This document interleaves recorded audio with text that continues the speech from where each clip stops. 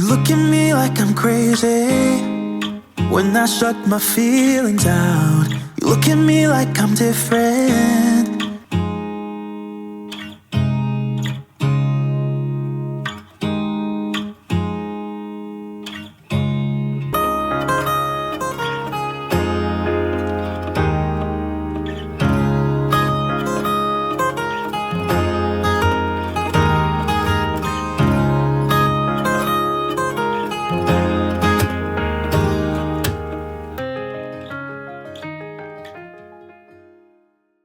Hey everybody, I'm Hugh Brownstone for Three Blind Men and an Elephant.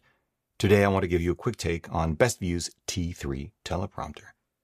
This is going to be quick because, one, the most important thing I can tell you about a prompter, any prompter, is that it isn't remotely as important as what you read from it. In other words, I encourage you to expend dramatically more time, and money if necessary, honing your artistic voice, reading and writing skills, than agonizing over which teleprompter to buy.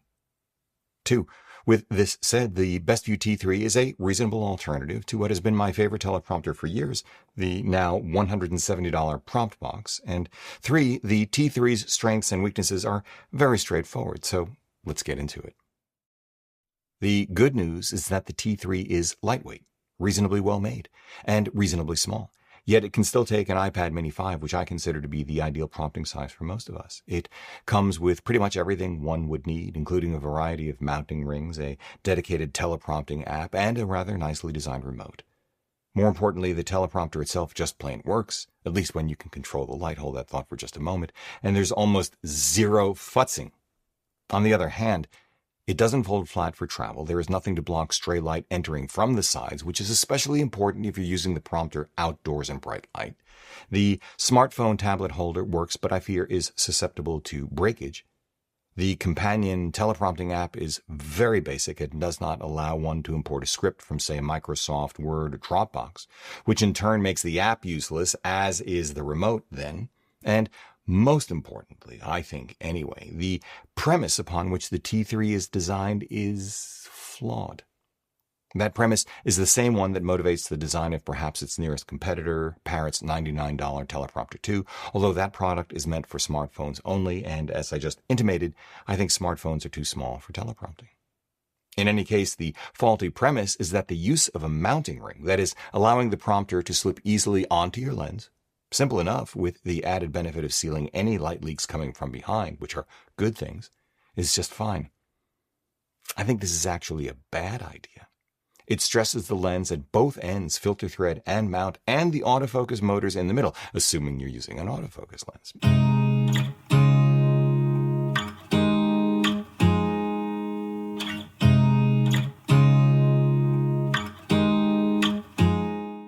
It also stresses the lens mount on the camera itself.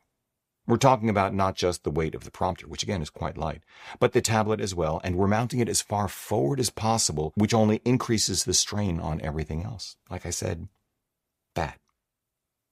It also means that anytime I want to take my camera off the tripod and pack it up for a location shoot, I do have to futz with it.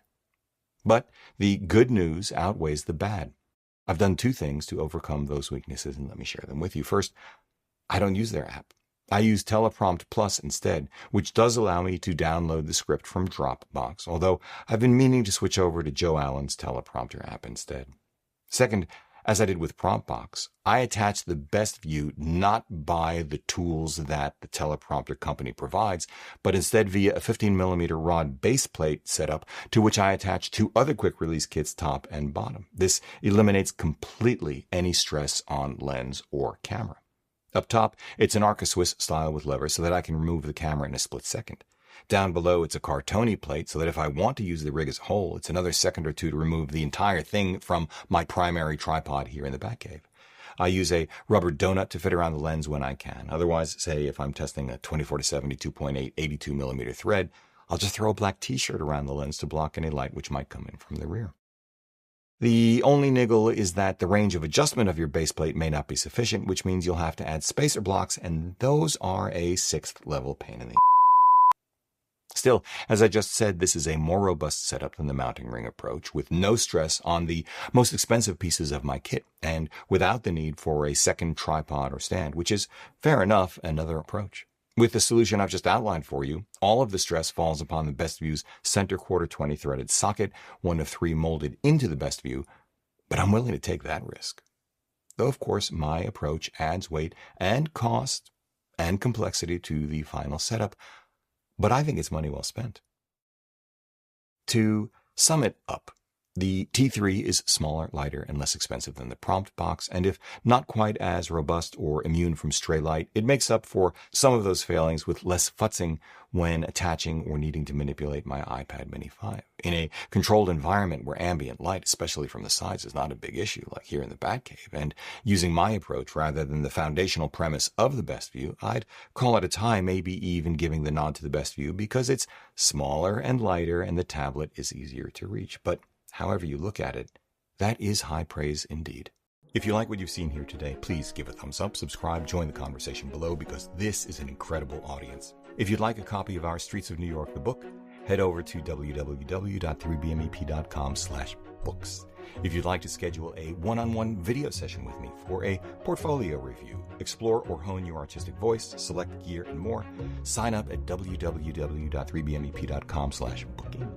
Finally, consider supporting our work by using our no-cost-to-you affiliate links down below, picking up some official 3 Blind Men and an Elephant swag at 3bmep.threadless.com, sending coffee money via PayPal, or best of all, join us as a patron over at Patreon. However you choose to support us, as always, we thank you for it.